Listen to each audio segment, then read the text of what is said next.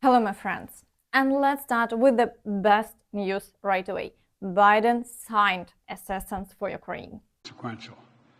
I just signed into law the national security package that was passed by the House of Representatives this weekend and by the Senate yesterday. It's going to make America safer, it's going to make the world safer, and it continues America's leadership in the world, and everyone knows it. It was a difficult path. It should have been easier, and it should have gotten there sooner. But in the end, we did what America always does. We rose to the moment. In the next few hours, literally the few hours, we're going to begin sending in equipment to Ukraine for air defense munitions, for artillery, for rocket systems, and armored vehicles. My commitment to Israel, I want to make clear again, is ironclad. The security of Israel is critical. It will always make sure that Israel has what it needs to defend itself against Iran and terrorists it supports. This bill includes $1 billion for additional humanitarian aid in Gaza, and Israel must make sure all this aid reaches the Palestinians in Gaza without delay.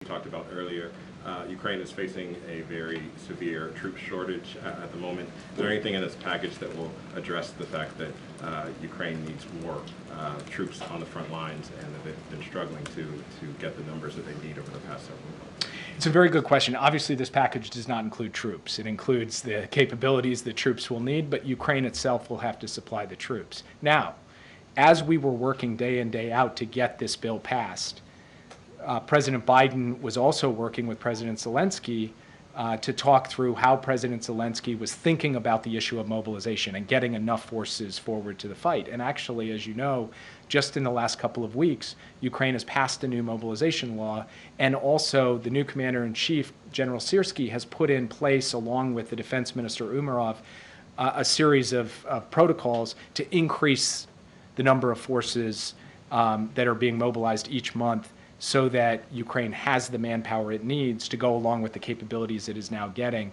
And we will start to see the impact of that month by month as they implement the new mobilization law and as they implement the. And Zelenskyy thanked him for the new package. I wish you health, fellow Ukrainians. Today, President Biden signed into law the support package passed by the U.S. Congress, including support for Ukraine. The 6-month path is now over. No matter what anyone says, we are securing the support we need to further protect lives from Russian attacks.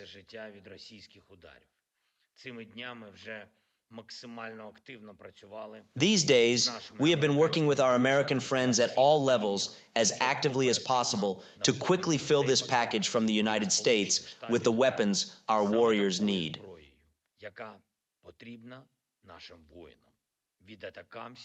From ATACAMS and artillery, anti-tank weapons and HIMARS munitions, to the necessary air defense systems and vehicles.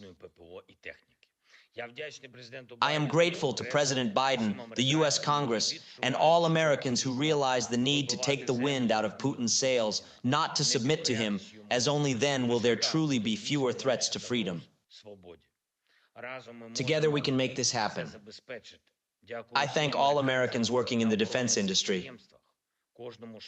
I am grateful to each state that produces weapons that are now truly defending democracy and our way of life. Friends, the Russians are already discussing this on their propaganda shows, and it seems that they are impressed by the range of ATACMS missiles.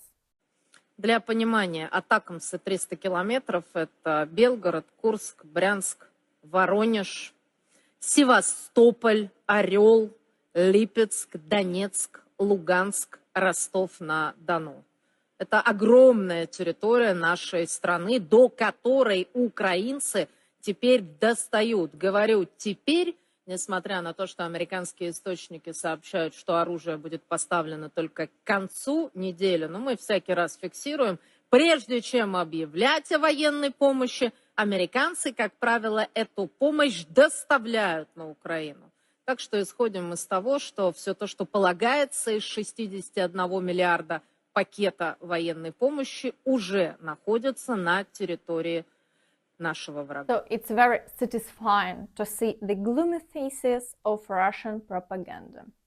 Okay, now let's move on to the situation along the front line, starting with the Bakhmut direction. And here, the Ukrainian forces managed to repel all Russian attacks in the Novy microdistrict. And today, attacks in this direction have ceased. But intense battles continue for Ivanivske and Klishchivka. There is also a significant amount of shelling along the entire front line. So the occupiers are leveling the village of Kalinivka to the ground, and it seems there will be attempts to take control of it soon. So they are currently mobilizing additional reserves for new assaults. In the Avdiivka direction, the information is confirmed that the Ukrainian forces have brought in reserves and started counterattacks in the village of Ocheretne. So their spokesperson for the Hortitsa military group said that battles are ongoing in the village.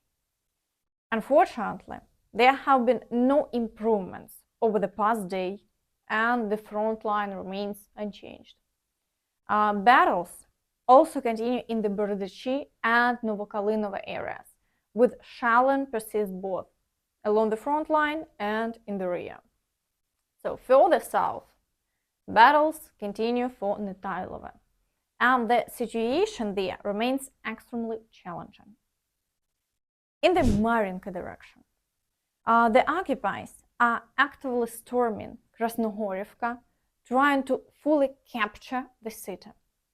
Attacks on Georgiivka and in the Novomykhailivka area also continue as the occupiers attempt to advance towards the village of Konstantinivka.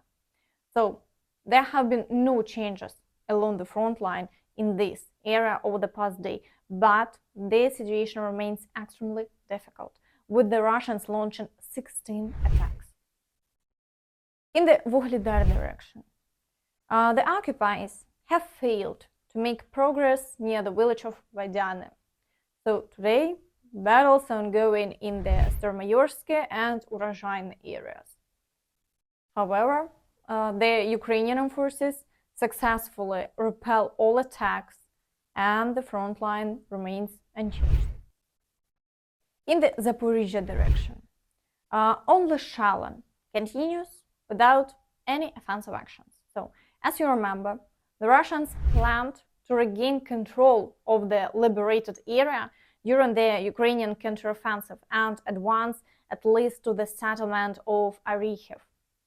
But, as we can see, the Russians only managed to advance 2 kilometers, and that's where it ended. So they suffered significant losses, and all offensive actions have now ceased. So this indicates that their winter advance in this direction has failed. In the Kherson direction, attacks on the village of Marinka continue, and the right bank is heavily shelled, particularly in the Marinka area. So this is done to prevent the Ukrainian forces from shifting reserves to the left bank. However, despite this, the Ukrainian units still manage to maintain a foothold under their control and continue to hold their ground.